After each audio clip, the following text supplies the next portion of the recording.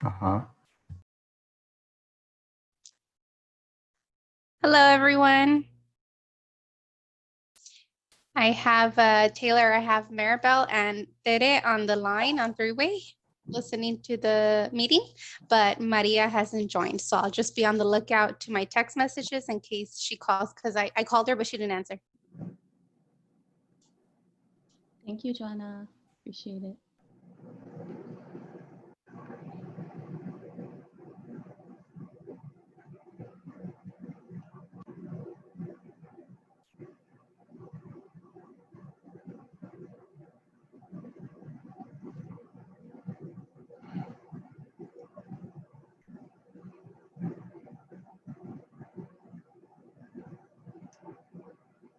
Oh.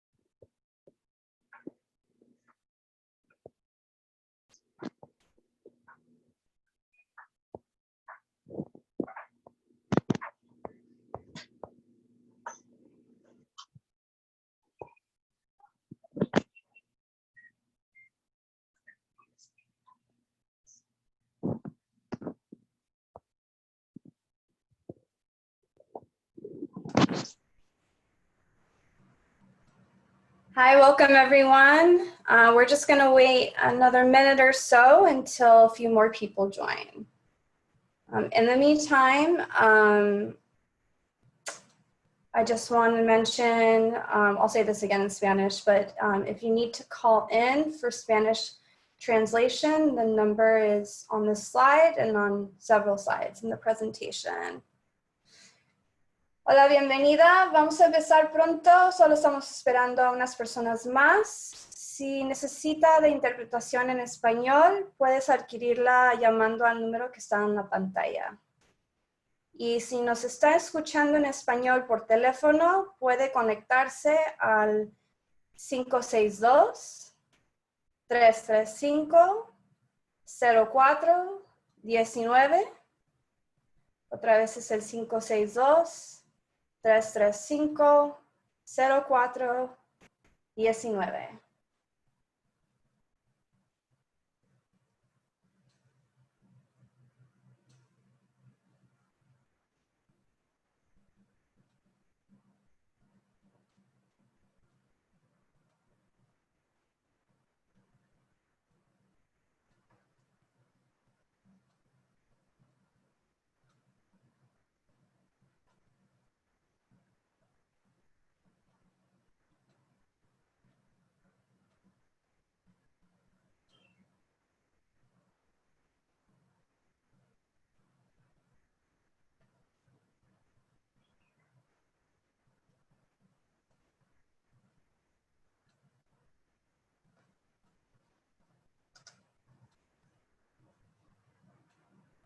Again, for those folks who have just joined, we're just waiting a few more minutes.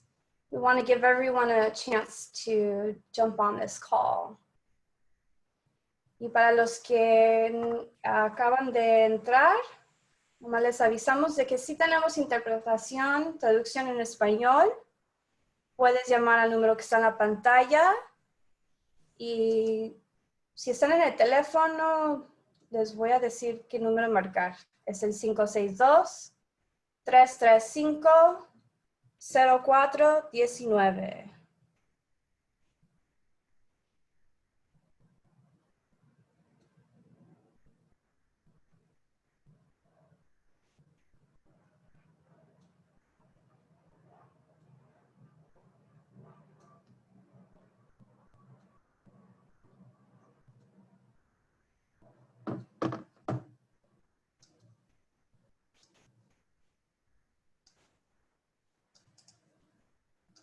So I'm going to put the phone number for the Spanish translation in the chat. Oh, someone's already done it. Awesome. Thank you. All right, so it is 5:35, so let's get started. Good afternoon, everyone. Thank you for joining us. My name is Diana Rosendahl. I'm a senior online organizer with the Sierra Club, and I use the pronouns she, her. And today we're going to be talking about zero emissions. To do this community talk, we've invited some close partners of ours, the Center for Community Action and Environmental Justice, East Yard Communities for Environmental Justice, and then of course folks on this call are from the Sierra Club's My Generation campaign. Y si necesita traducción, el número estará en la pantalla y también lo acaban de poner en el chat. Next slide, please. All right, a couple things before we get started with the zero emission portion of this presentation.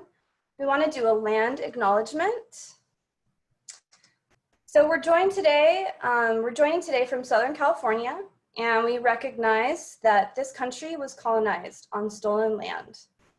We acknowledge the traditional owners of this country and their continued connection to land, waters, and community. We pay respect to their elders, past and present, and to the pivotal role that Indigenous people continue to play in caring for our land, waters, and wildlife. We acknowledge the Tongva, the Chumash, Keats, and Tataviam, Yuvatam, San Bernardino, also known as Serrano. While our intention is to name Indigenous peoples as we proceed, we know that there are others that are unnamed tribes. Next slide, please. All right, so we did a land acknowledgement, and now just to get a feel of where folks are joining us from, I'm gonna put a poll that you'll see in just a moment.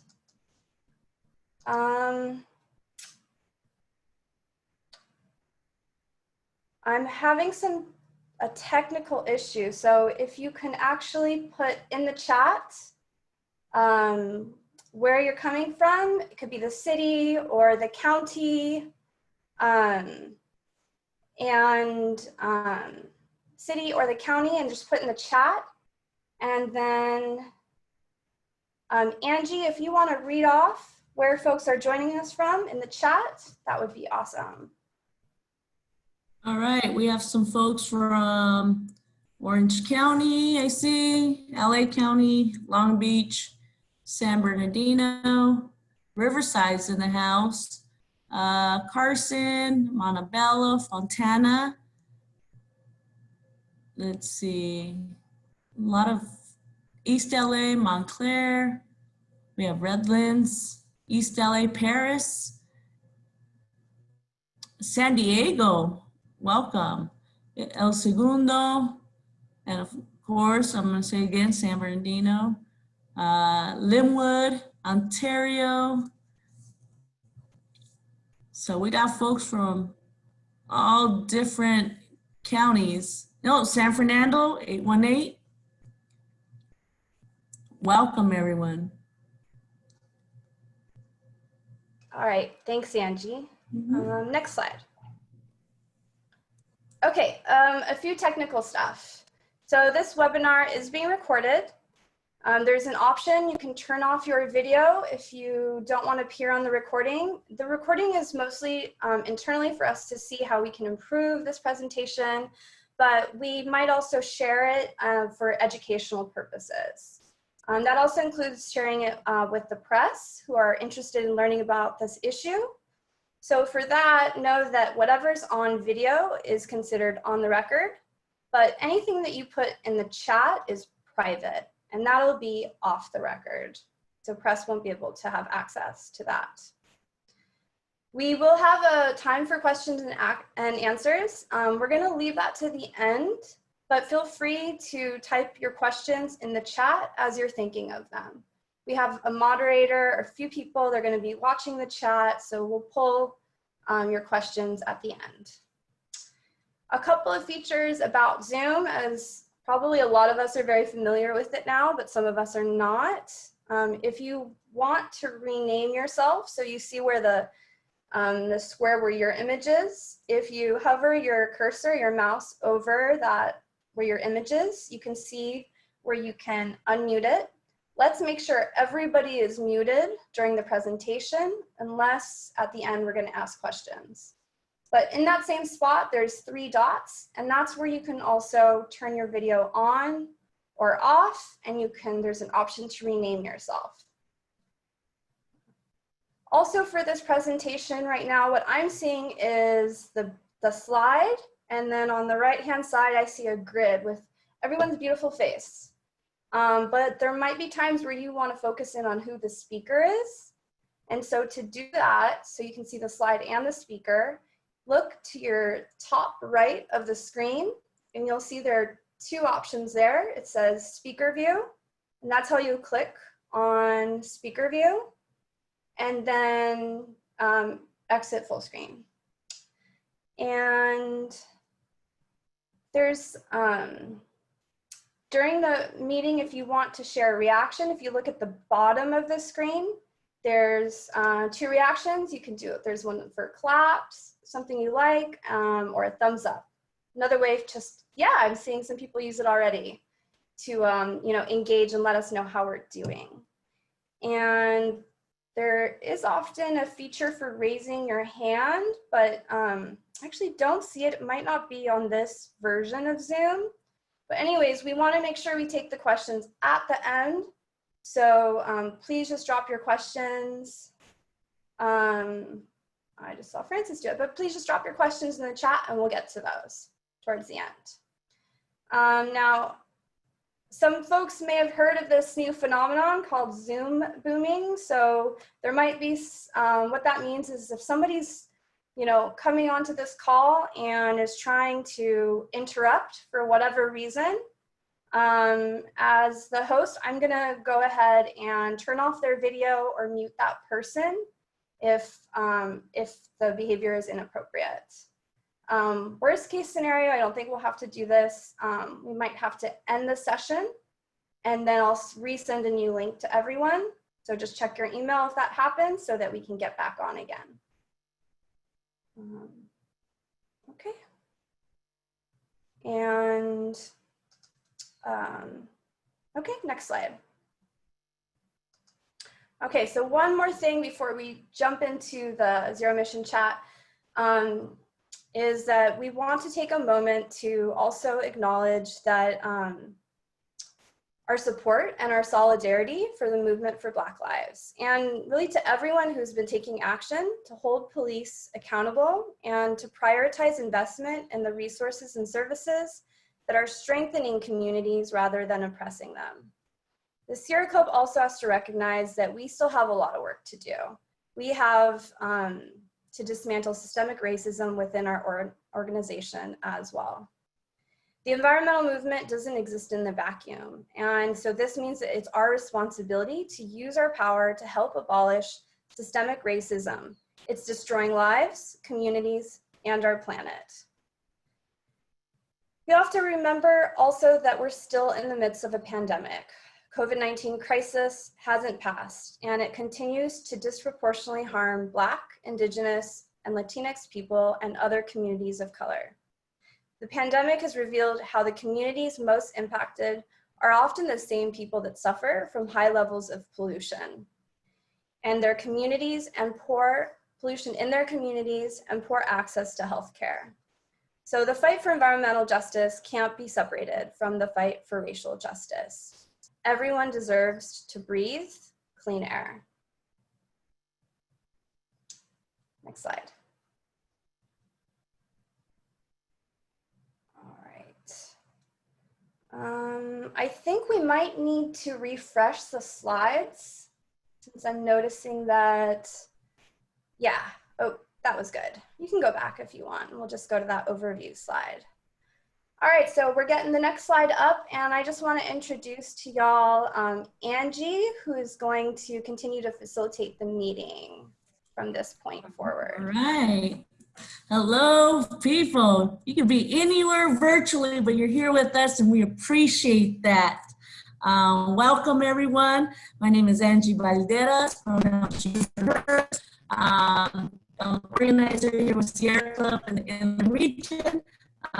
So excited to be here with y'all and talking about zero emissions and how we can make our communities healthy.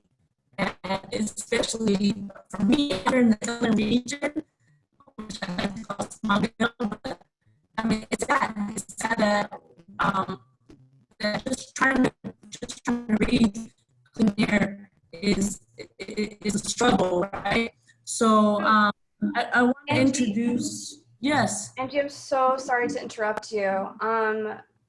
There might be a connectivity issue because the sound was really broken up, the audio. So I wonder if you could try again, and you might need to turn off your video if you think that it's a Wi-Fi thing.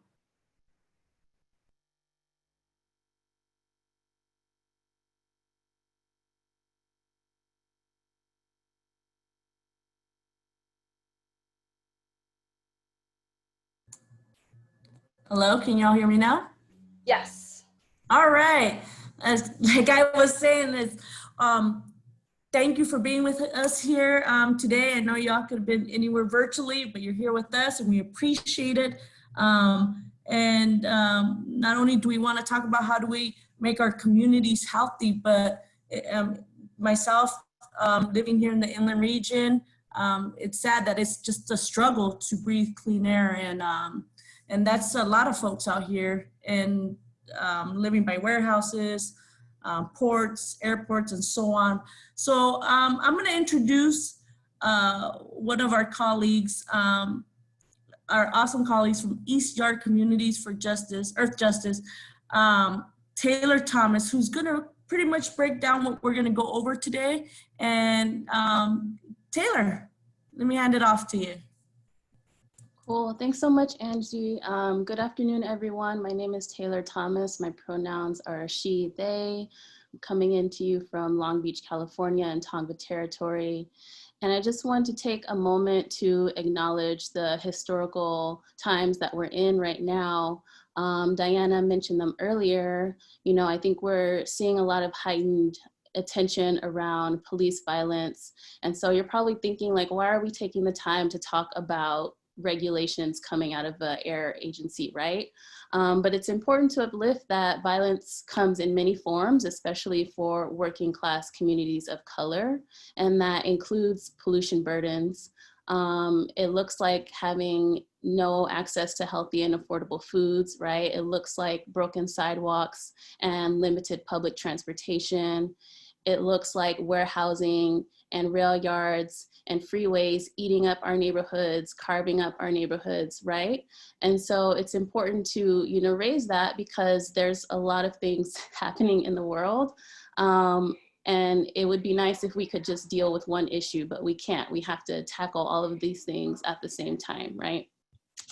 And so today we're going to be spending some time talking about two very important rules that are going to be at CARB tomorrow, the Advanced Clean Truck Rule and the At-Berth Rule. Next slide, please. Oh, okay, maybe not. Maybe go back one slide. And so we're talking about these not just because they are going to be heard at CARB tomorrow, but because a lot of organizing and years of work has gone into pushing and fighting for these rules, right? We're not getting regulations out of the benevolence of agencies and government. It comes from years of organizing, years of advocating, from people on the ground pushing and fighting to have their needs met by people that are supposed to be in charge of protecting our health. And so folks have been fighting for zero emissions for years, and we're finally getting the opportunity to see the fruits of our labor come out of these rules. And so this is a part of the boring, tedious, long-term organizing work that goes into making policy change happen in our communities. So I just wanted to, you know, ground us in that because, you know, for me, it's very hard to keep working like everything's normal, when it's not safe for me to be outside, right?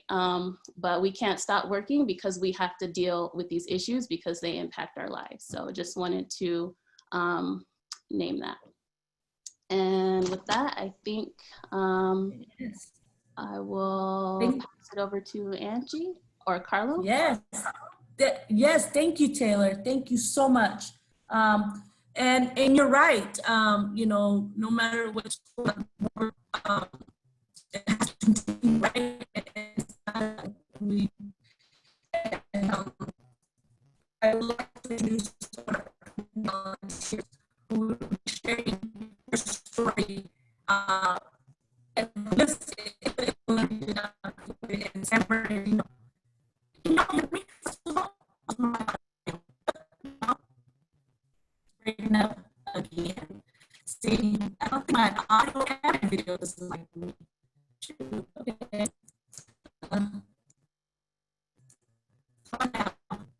Good? I heard that last part really well. Yes? Yes. I don't hear you well now. Okay, all right. It's so my audio and my video is just telling me to be quiet and nobody wants to see me. So I don't know what's going on. But next we have a community volunteer, Roxana, who will be sharing their story about the struggles of just living and breathing IE, especially in San Bernardino. It's pretty hard out here, but I'm sure in a lot of communities, especially in communities, that's reality, right? So Roxana Barrera, would you please share your story with us, and thank you for being here.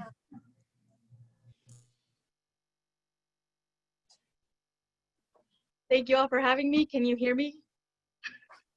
Yes. Yes. Cool. Okay. Hi, I am Roxana Barrera. My pronouns are she, her, and hers. I am a local organizer, a mother, a member of the Youth Leader Advisory Council in the South Coast Air Quality Management District, and also a Parks and Rec Commissioner in San Bernardino. I live by the BNSF railyard and always see trucks driving in and around my neighborhood on a daily basis. For me, air pollution coming from goods movement is a constant reminder to why we have smoggy air. I also see truck pollution by schools and parks where children go to learn and play. I am a concerned community member that worries about the health of my child and the conditions of our air quality every day. My son has had respiratory issues since he was born. He has an inhaler and has had to go to the hospital for breathing treatments when it gets bad. We can no longer allow them to place their profits above our welfare. Having zero emissions would help better our air quality and our planet.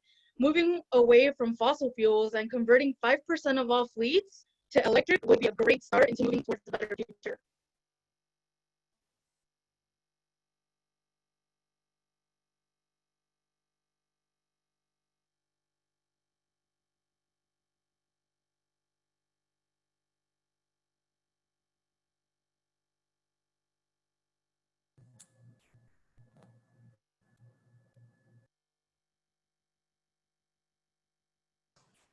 All right, Angie, I think that's back to you to introduce our next Right. speaker. Sorry, I think can y'all hear me? Yes, thank you. You're like, yes, we can hear you, Angie.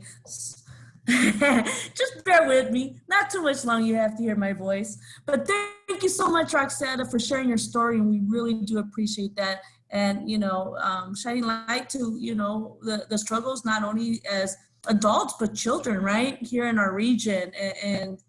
And thank you so much for that. Next, we have three of my favorite experts. They're going to be breaking down zero emissions and our air quality and what we can do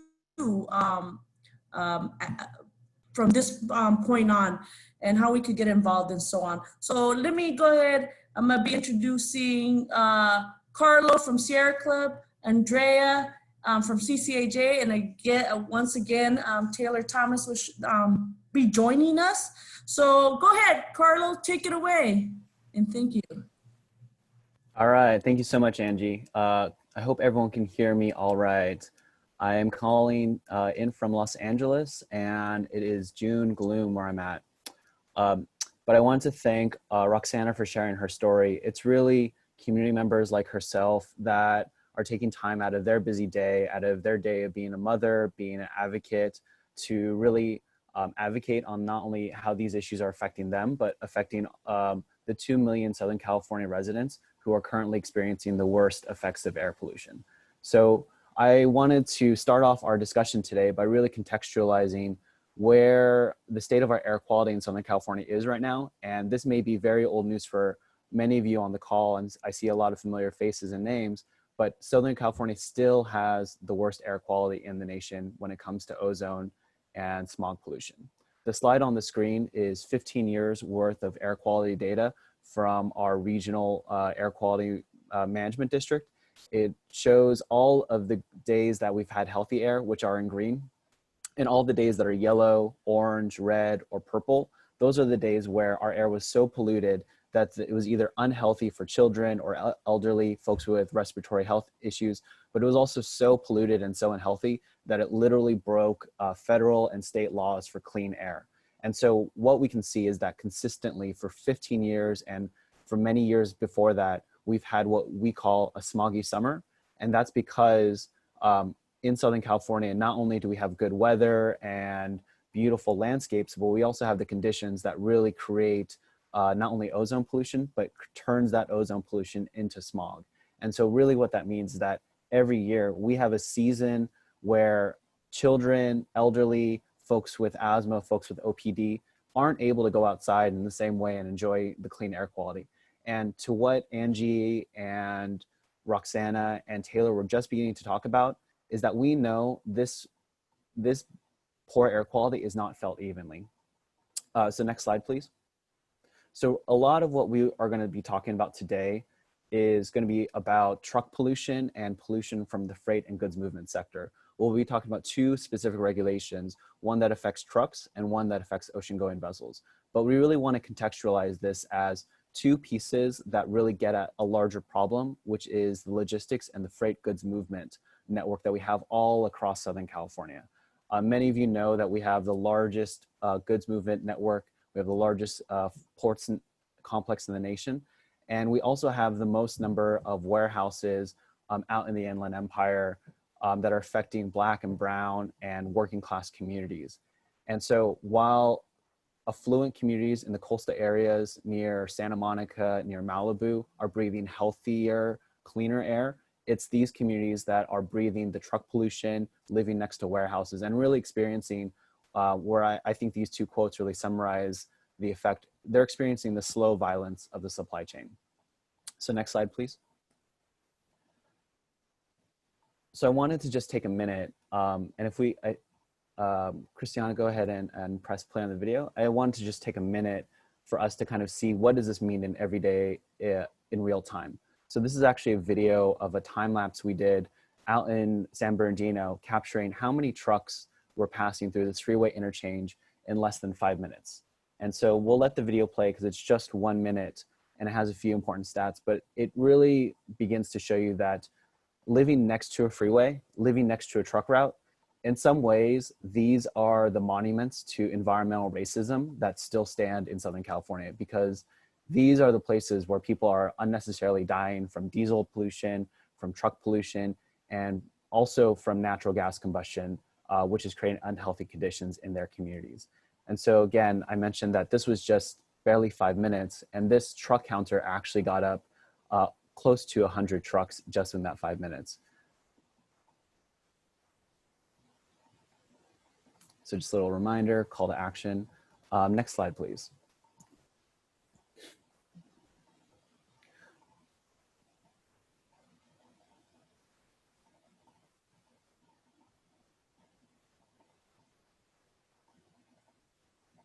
Thanks. So the reason we're talking about trucks today is not only because this important rule and regulation is coming up before CARB, but because we know that trucks are a key and important piece of securing a clean air future for Southern California. Many folks may not know that although trucks only make up about 6% of the vehicles in the entire state of California, they actually account for about half of the NOx emissions from the transportation sector. That means that for a very small slice of our vehicles, they're producing a large and disproportionate amount of the emission pollution that then creates smog and then creates unequal health outcomes here in Southern California. So when we think of freight, I want us to be thinking about what is the hidden cost that these communities are already paying that we don't see. We may see cheap goods on Amazon, we may see free online delivery within 2 days, but what is the hidden cost that the communities who are living along the freeways, living next to the rail yards, living next to the warehouse, out in the Inland Empire, out in South LA and Long Beach, what is the price that they're paying? Because when they have asthma, when they have lung cancer, the warehousing business is not going to be paying their medical bills. And so in some ways, this rule is about making that hidden socialized cost being actually paid for by the industry that produces that pollution. Thank you, Yasi, for helping me to break down some of the terms. So next slide, please, in the chat. So I wanted to also show you this slide just to illustrate again, and for many of you, this is the history that you already know all too well, that Southern California has the largest freight goods movement hubs and network across California, and that in Southern California alone, we have about 500,000 trucks and heavy duty vehicles that drive through Southern California communities every single day. Taylor mentioned some freeways that impact her community. We'll hear from Andrea in a bit about the issues that she sees in her communities. But just as an example, one freeway, the 710 freeway, experiences about 42,000 daily truck trips a day. 42,000 daily truck trips. And so what does it mean when you live in a house or in a community that's next to a freeway that has 42,000 either diesel or polluting trucks driving by your house? In some ways, zero emission is only beginning to get at the core, the root of the problem. This is not full justice for these communities that are experiencing these pollution harms. This is only the first step to getting towards that real justice. So when we look at a map like this, I want us to notice that the blue dots, where they're concentrated, it's no mistake and it's no accident. These are the same communities that are also experiencing environmental racism, over policing, and other economic inequalities. So next slide, please. So when we look at this map, and this map shows us where are the hotspots for ozone pollution in Southern California, I actually want us to see this map as the effect or the cause of those freight hubs that we saw in the previous slide.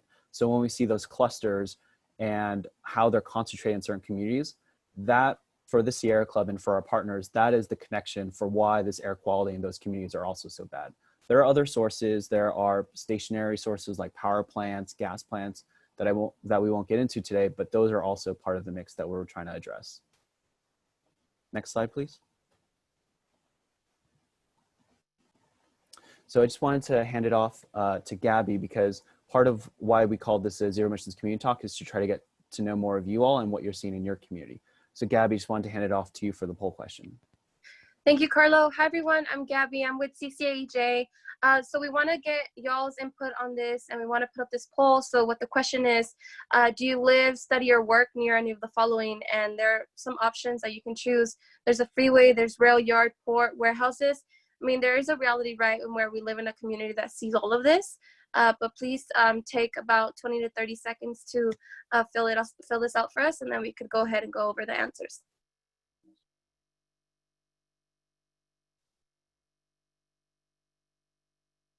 Oh, actually, you can choose multiple.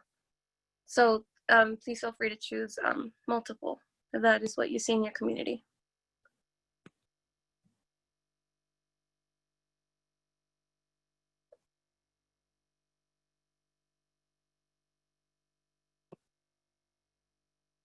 Okay, I think we should be good. Is there anyone else that needs to fill it out?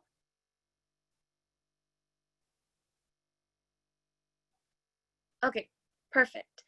Thank you for putting up the poll results. So we have found that 94% of the folks on this call have answered that they see a freeway in their community, or that they live, study, or work near any of them. 52% chose rail yard, 23% chose port, and 63% put warehousing, and 10% put other. And keep in mind, once again, that you, like folks on this call, could have put multiple ones of these. So that is really, you know, that just gives a realistic perspective on what it is we're seeing in these communities. It's just kind of a reminder of why this is so important to keep moving towards fighting towards strong regulations for our community. And with that, I'll go ahead and pass it on to Carlo or Angie. I know, and Yes, thank you. And for everyone, Gabby, thank you for that. And everyone who has filled out the poll. And I believe next we have the one and only Andrea from CCAJ. So Andrea, where you at? Where you at? Right here. All right, that's Feel Holy Field. Ladies and gentlemen, folks, Andrea. Thank you, Angie, for that entrance. Hi, everybody. Andrea Vidaurre with the Center for Community Action and Environmental Justice. We go by CCAJ for short. And today I'm going to get into a little bit of one of the policies that we're going to be talking about today. So we're going to be talking about one of the policies in a fleet, you could say, of policies that are going to be coming up to the California Air Resources Board about zero emissions. So I do want to note that after decades of communities bringing this issue up and fighting and building the power to be able to push these regulators to a point where now zero emission is everything we talk about, right? Zero emissions is the future, which people would have said was, nonsense a couple of, maybe a decade ago, is now something that we're commonplace now. So next slide, please. So specifically the one in these fleet of rules is called the Advanced Clean Truck Rule, the ACT for short. It's the first sales mandates on trucks in the state of California. This means that manufacturers of trucks will be obligated to sell a percentage of electric trucks to their customers. Now, this is heavy duty trucks like the big semis that we've been talking about today, but it also includes pickup trucks, garbage trucks, work trucks, etc. So all of these trucks are, the manufacturers who make them are going to be required to be selling a certain percentage of those that are going to be electric. Today, I'm going to focus on the heavy duty, given the conversations we've been having about what such big impact that they have in our communities. So having a sales mandate, what does that mean for us? We're going to have more electric trucks on the market that can be then used for the communities that we live in. So members of CCAJ over the past year have been conducting truck counts in their community. And we know through government agency studies that the freeways that run through our communities can move up to 20,000 trucks per day, 40,000 trucks per day. And in the port areas of the 710, right, it's even more. And so we wanted to see how true these numbers were. So members stood outside their homes, the parks that they frequent, or in the neighborhood that they're in, and they counted. And they would be there for half an hour or an hour. And at those times, they would count literally 1,000 trucks per hour going by. And our members were stunned, right? You hear the numbers and it's like, oh, it's huge. But then when you really think about it, you're like, man, all of that pollution is coming in just by the hour. Imagine if we were to be there the full 24 hours. So these trucks, they're mostly diesel trucks, and there's some natural gas trucks here and there, but all of these rely on a dangerous fossil fuels that pollute the air we live in and contribute to climate change and are making a lot of people sick. Now, this pollution isn't distributed evenly. If you look around, the communities that support the supply chain and the goods movement are communities of color. Lots of people only get to see their Amazon package arrive at their home, or they get to see their shelves stocked up at the supermarket. Our communities see how it gets there, and we get to feel it with our lungs and our bodies the way it gets there. So this rule would require electric trucks to be built is incredibly important to us. It is one of the ways that we see will clean up our communities and bring justice to folks that for decades have been saying that this pollution didn't belong in their communities because of environmental racism. So next slide, please. Now, last year, the ACT rule was introduced to us, and CARB staff had aimed incredibly low on their sales target. So for the past year, community groups, environmental advocates, workers, and more kept beating the drum that this was not going to be enough, nor was it reflective of the real dire situation of the pollution exposure that we're dealing with. The numbers that they had put out, maybe if we only had 500 trucks running through a freeway, maybe that would have made sense all day, but we don't. We just don't have those types of numbers. So these efforts were successful and we saw the rule increase. These are outlined in red on this graph. It's something to be proud of, but we cannot be complacent in. Right now with COVID-19, we have seen industry players use this crisis to call for stalling this regulation and many others, stating that this rule is going to be too costly for them in such an insecure time. But what do we say to that? We say that there is no better time for this rule than now. Too many people are at higher risk of catching and successfully fighting back COVID because of their pre-existing respiratory issues and the pollution that they endure every day. As you guys know, COVID-19 attacks the lungs. Many times people are on respirators, or they might even have to have a lung transplant. Imagine trying to recover in an environment that puts you more at risk. So there is no better time than now to start cleaning up our communities. Our economy also could use the boost of the electric vehicle industry and all the jobs associated with electrification. Next slide, please. We are in a moment of transition and we need to make sure that we do not return to the normal that allowed for our communities of color, low income and immigrant communities to be subject to pollution based on where we live. So if the ACT is passed, it gets us closer to our goals of a transition that is just. And for communities like ours that have to deal with pollution from combustion, this gives us a clearer vision for when the skies and our lungs get clear. So if you want to get a little bit more information on the technical stuff, please read more on this fact sheet. They put it in the chat. It's also on this slide. Next slide, please. So, however, despite these increases, there is still work to be done. We need to reduce the pollution in our communities so that we can reach the goals our communities have set out regionally, and that's called attainment. The climate crisis is also definitely not taking a break right now. Even with the slowdown of commuters, the trucks are still running in and out of the ports and in and out of these warehouses and rail yards in the Inland Empire and all across Southern California. So it's important that we address pollution from the transportation sector, especially being that the transportation sector is the leading emitter of greenhouse gases that cause climate change in this country specifically. So all in all, we need to get the ACT passed. And at the same token, we need CARB to understand how important it is that they push as much as they can on the heavy duty trucks, and they aim as high as possible. So it truly reflects the need that we have. So tomorrow you're gonna have an opportunity for that. At 9 a.m., CARB is gonna start their meeting to discuss the Advanced Clean Truck Rule, and they're gonna open up public comment for folks like us to weigh in, state exactly why the ACT needs to be passed, and why it's important to you. So we hope that you'll all be able to join and share the multiple reasons that this is important for you. Next slide, please. And to close me off, the ACT is just one piece of the puzzle, like previous panelists have talked about, that gets us to full zero emission. And this entire puzzle, to remind us, is in the context that we cannot fight for zero emissions without fighting systems such as white supremacy that uphold environmental racism. So these policy puzzle pieces get us there, but this entire puzzle is in an effort to break down this systematic racism that we deal with.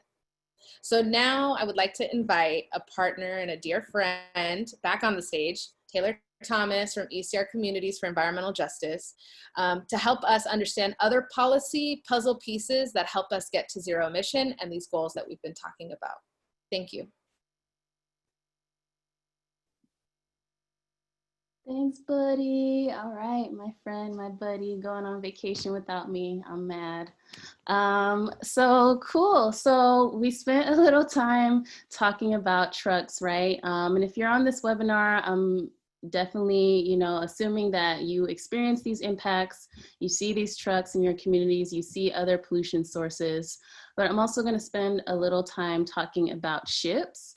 In our communities, not just port adjacent communities, but out in the Inland Empire, most of the pollution sources that we deal with are goods movement, freight related.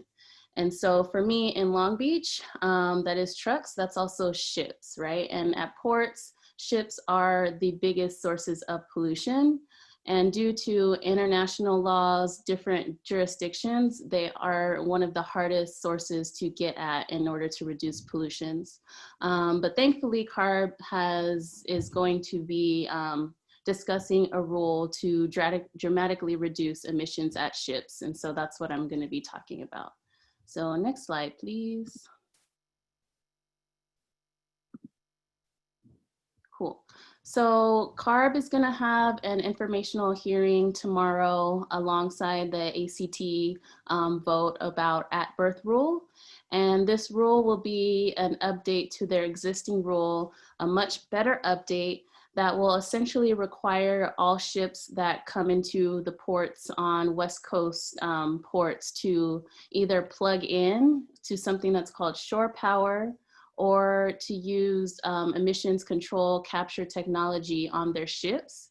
And the idea behind this is that ships emit a lot of pollution when they are at berth because they have to keep their engines running because the crews are still working to either unload or load the ships. And so that is a really big source of pollution from these ships. And we are now seeing that there's the infrastructure and the technology available to capture those emissions. And so see on this slide, like if they pass this regulation, it will reduce emissions by up to 80%. And that's a really huge chunk of air pollution that we experience, not just, again, in our port adjacent communities, but in the entire greater LA region air basin. And so this will apply to different types of ships. I've listed the types there, but I'm just gonna like define them because, you know, we might not know what these mean. I didn't know what all of these ships types meant a few months ago, so it was a learning curve for me. And so this would apply to, you know, our cruise ships. You know, folks go on, they get their party on that. Don't recommend doing that right now. Pandemic is still out there. Container ships, these are the ships that bring the goods that we buy. Our reefer ships, these are ships that carry cargo that needs to be refrigerated, like produce. Our roll-on, roll-off ships, these bring equipment and things that are essentially on wheels. So cars, for example, will be on these types of ships, large pieces of equipment that have wheels. And this will also apply to tanker vessels. So these are ships that carry liquid bulk cargo, such as petroleum. So there's a difference in when different types of ships will be captured under this regulation. Some categories will be implemented later than others due to the infrastructure needs for the types of ships. But once this does pass and go into effect, it will capture thousands of ships under this regulation. And so why does this matter? Again, ships are a huge source of pollution in our air basin. In port adjacent communities, they are the largest source of pollution at ports.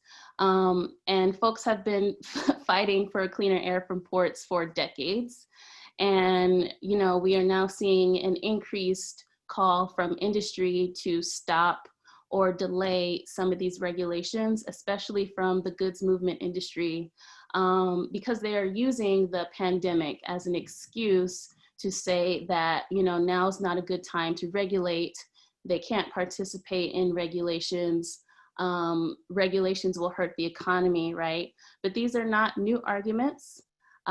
This rule, if it passes in the summer, it will not go into effect the next day. It won't even go into effect the following year. There will be time to adjust to this. And industry always makes the same arguments whenever they're regulated, right? And when a regulation passes, the sky doesn't fall. We figure it out, we keep moving forward, and we move forward with improved health outcomes for communities that have to bear the weight of industry making money for profit, and we get the externalized health costs.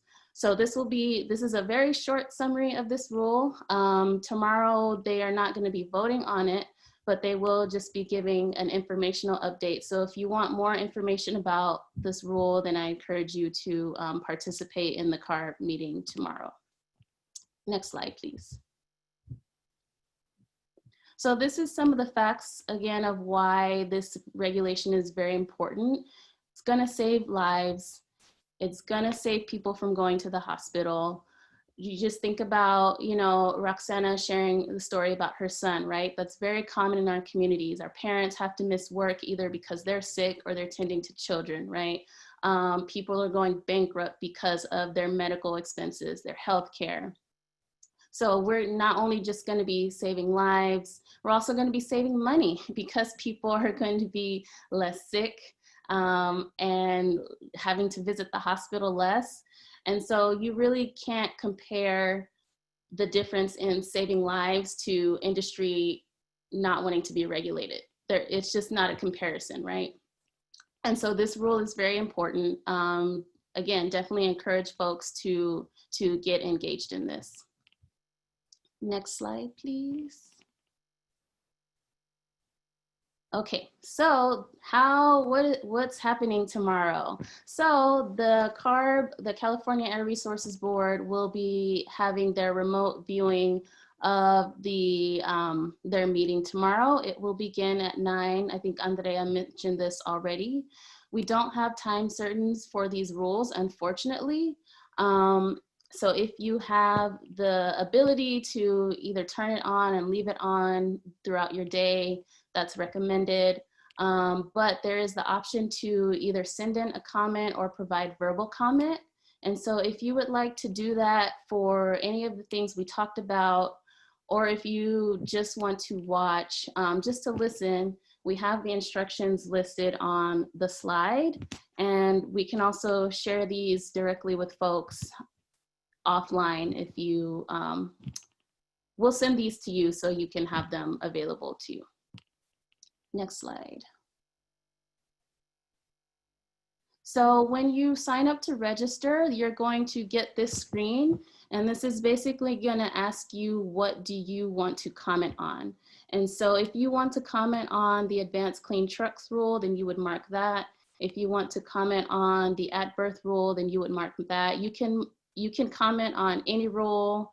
You can also just comment at the end, just to share your general comments that aren't related to anything specific that they're talking about. But just so folks are aware, this is what is going to be presented to you once you sign up via the registration link. Next slide, please. Okay, I pass it back to Angie. Yes, thank you so much, Taylor, Andrea, and Carlo, for all the information. I think we're going to show a quick video, right?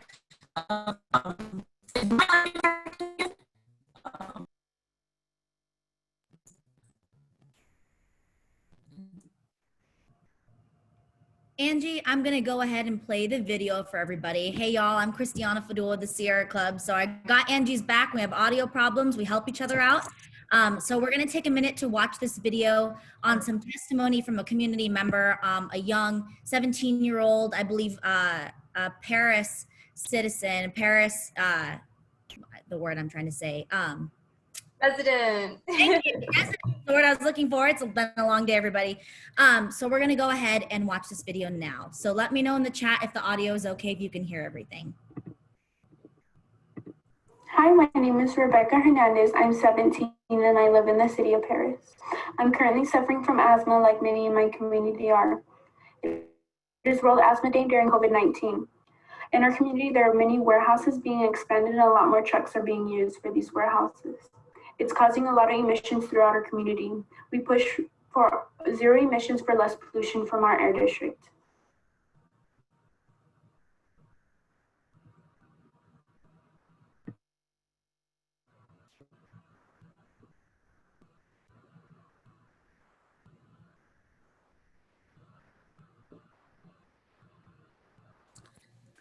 All right, let me jump in here.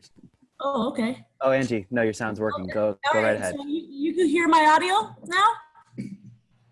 Yep.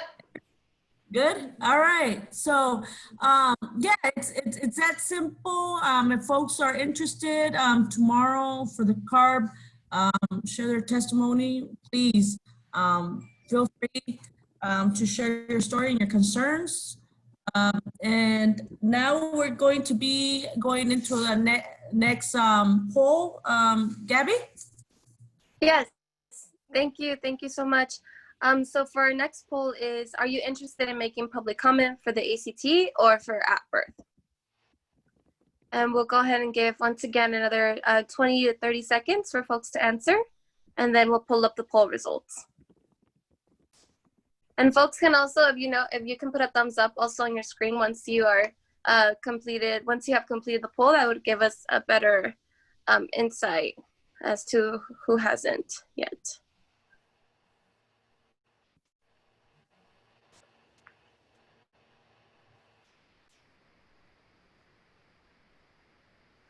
Okay, we'll give it 5 more seconds and then we could go ahead and pull up the poll results.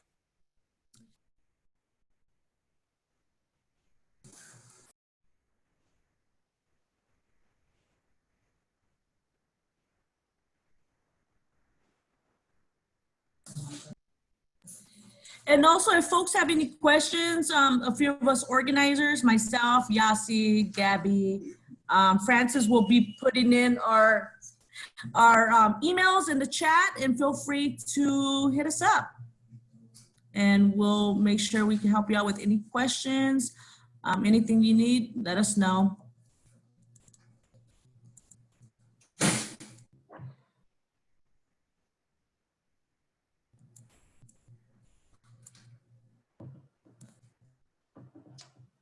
All right, so can everyone see the results of this poll? Oh, sorry, I was muted. I'm so sorry. Ah, okay, there you go. I apologize. So we have 40% of folks who say that they're ready to do a public comment. We have a couple more who are maybe not so sure. We have a few folks who say no, and then there's a couple that say yes, but need more support to prepare. So once again, I just want to amplify what Angie just said, and we will be putting our emails on here for any further questions that you folks may have. I'm more than happy to run through the talking points with you folks as well to get it prepared. It could be a small script. You just saw the video. It's something that can be prepped beforehand. It's very, it can be very simple. It doesn't have to be too lengthy, and you could read it off the paper. So please, please, please do not hesitate to reach out to us. We will be here in support and getting geared up for the meeting tomorrow. Thank you for that. Sorry about that. No, thank you, Gabby. Thank you so much. And yes, so now we're going to be going into our Q&A portion of this. So if you have any questions, don't be shy.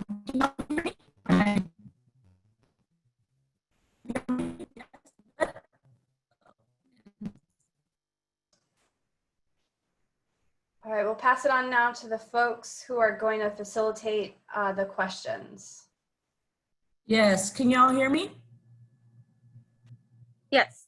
Okay, so we're going to be doing Q&A now, so this is not a time to be shy. So any questions that y'all have, please feel free, put it in the chat and we'll read them off.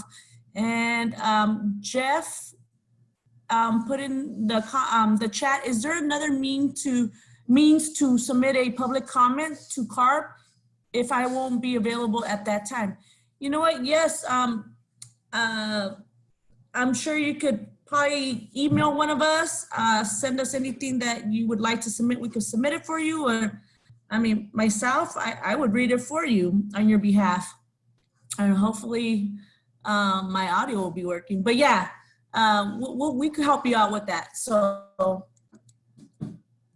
any other questions? This is not a time to be shy, folks. Shy does not live here.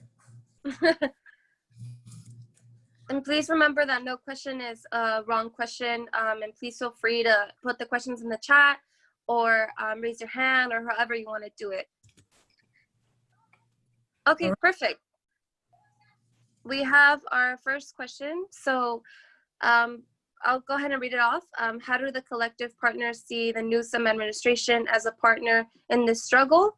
And then this person added some more background. So his administration has used COVID as cover to approve new natural gas extraction infrastructure in Latinx communities, and WSPA and CIPA seems to have been successful in taking the teeth out of a lot of the environmental bills at the legislature recently.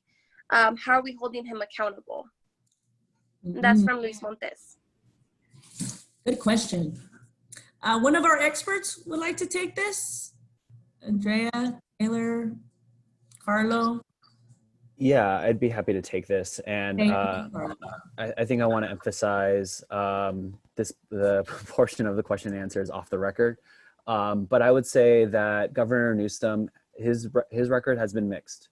Let me first say that he has made some progress and he has made some good actions, but those were as a result of a lot of organizing and community groups and coalition and networks pushing him to do so. So, for example, Governor Newsom just appointed a new board member to the South Coast AQMD, Gideon Kravnaugh. He is a former environmental justice attorney. And so that is a really big improvement over Gavin Newsom's previous appointee to that board, which eventually did not get confirmed, but his previous appointee was going to be a former executive from a fossil fuel company. And so I would say that like many politicians, Gavin Newsom is pushed by the forces of organizing, by community groups pushing for social change. And so it has always relied on how effective we've been able to be getting that message. And so there's a lot of room for improvement, especially when it comes to oil extraction and oil drilling. And to the question, Governor Newsom did make some good positive announcements in the direction of protecting families that are living next to oil wells, but that work, yeah, it's still ongoing. Thank you, Carlo, for that thorough response. I'm gonna go ahead and move on to the next question. So the next question that we have is, what is coming from Lisa Pineda, or Pineda, excuse me. What are other ways to be involved besides doing the public comment?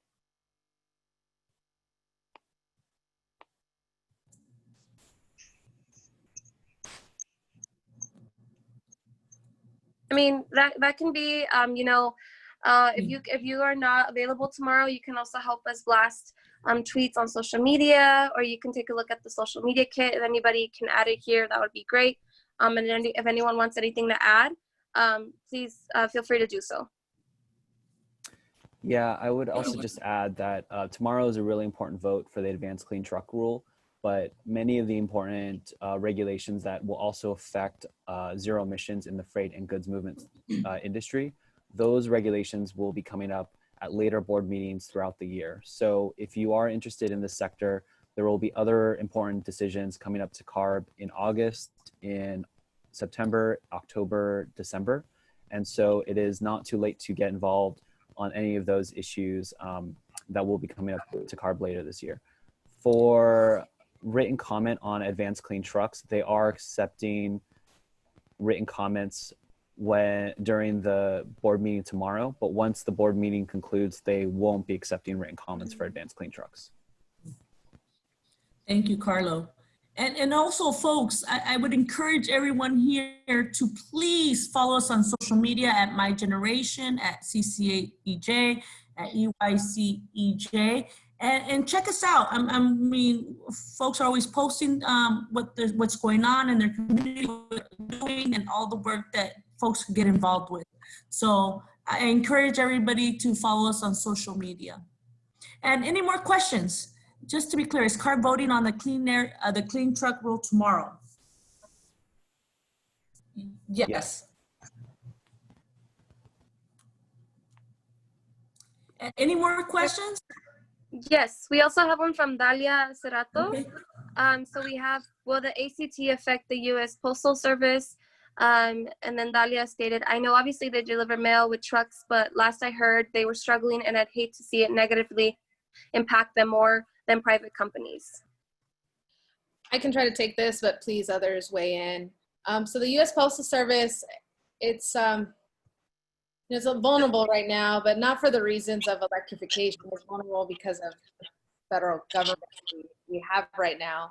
But I will say on the truck side, which is a valid concern, the size of that truck is already actually very much commercially available.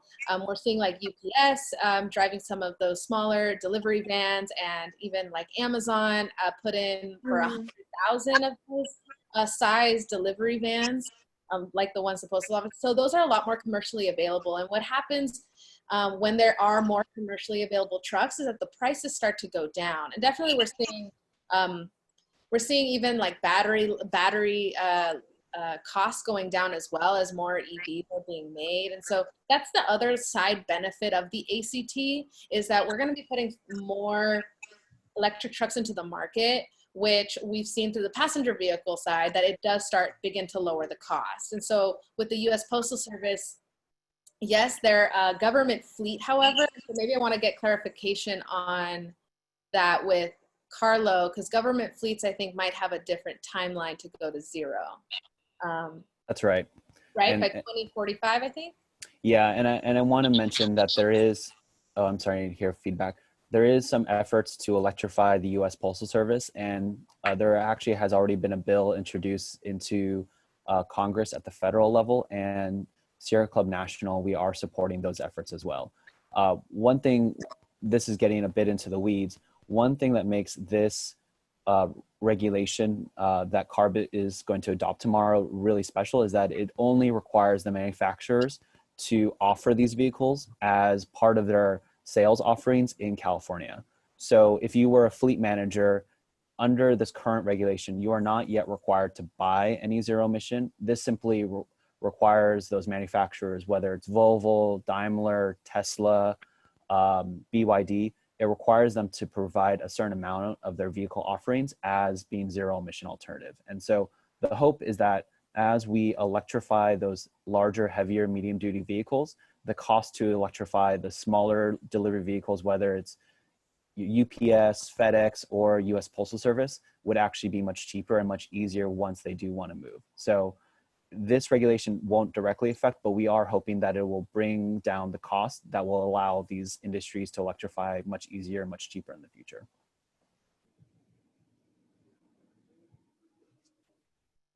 Thank you so much, Carlo. Yes.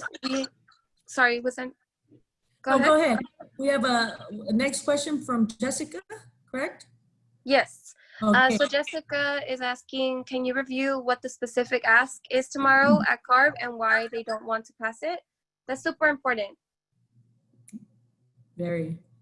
Yeah, so I don't want to take up too much space because I think there are a lot of folks on this call who are really the experts, but I just want to say that, as Taylor said, it's this, I don't want to simplify it too much, but industry has always been against these types of regulations, and this regulation or the standard has been a multi-year process.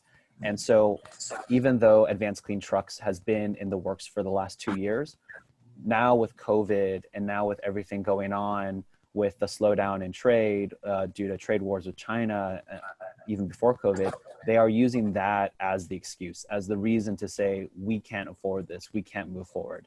But we know that even without COVID, even without a trade war, they would still have those same arguments that this is too costly and too expensive to implement.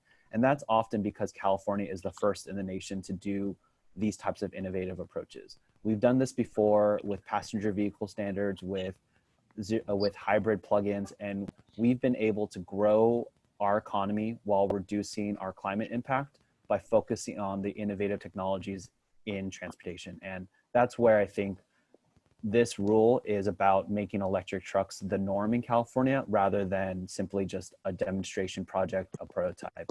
And so I think a lot of the rationale we're going to hear is a lot of the same rationale we hear when we think about new technologies. Too expensive, too uncertain, not what we're used to, but we know that those are all just transitionary concerns, and that when we compare it to the everyday lived experience of the communities that are breathing this pollution, we know that there will eventually be a vaccine for COVID.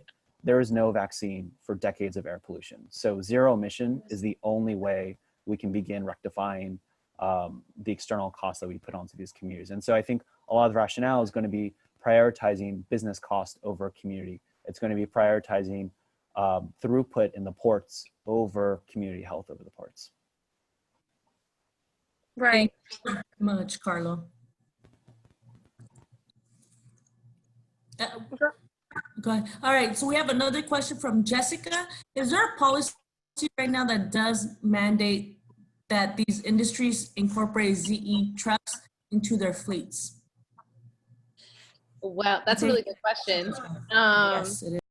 Please stay connected with all of us, because that's actually the next rule to come up with CARB. So the first slide that I showed for my presentation, it was kind of like this arrow kind of thing and had a bunch of little lines.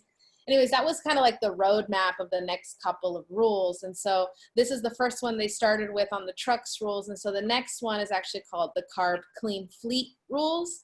And that is essentially what you're saying, that now that they've provided the supply with the ACT of available trucks, the second is going to be the demand, which is CARB will start to say, by a certain year, you're going to have to start transitioning percentages of your fleet over to zero emission.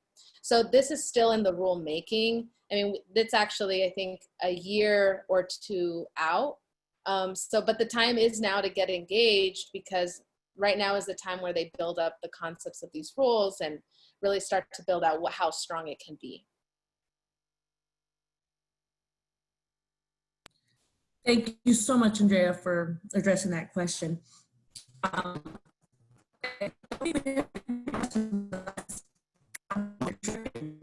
So once again, please don't be shy, and put in any questions you may have in the chat. You can also unmute yourself and speak. This is a community talk, so I just did it. You can do it. Absolutely.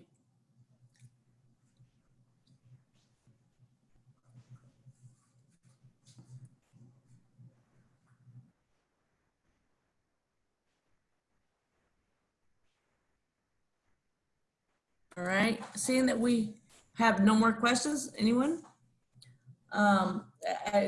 We'd like to thank everyone for being with us here today and being patient with our technical difficulties. We really appreciate that. And we hope that y'all could participate tomorrow. If not, there will be other opportunities. And remember, we're here for y'all. Community is always first. And thank you for joining us, and we hope to do more of these. And if y'all need anything, our emails are in the chat. Please don't hesitate to reach out.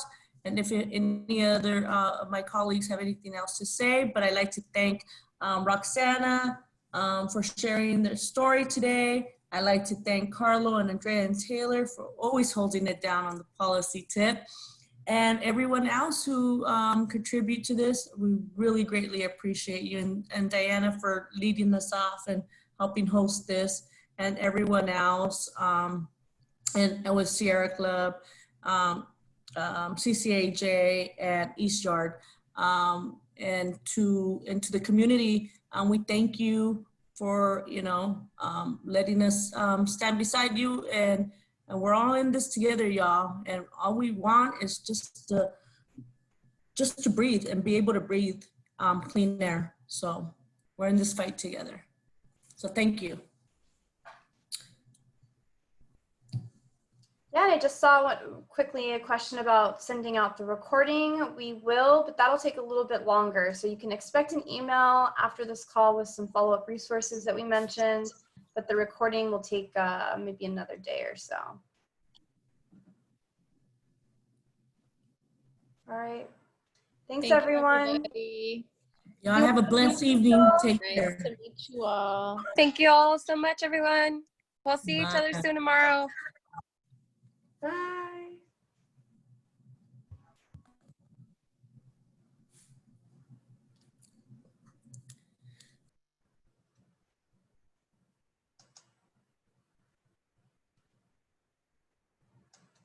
when the lights are turning on at the club and you're like, damn, I have to go.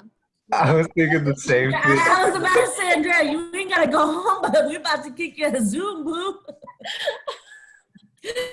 Y'all, they're still trying to kick it. Gotta go, gotta go.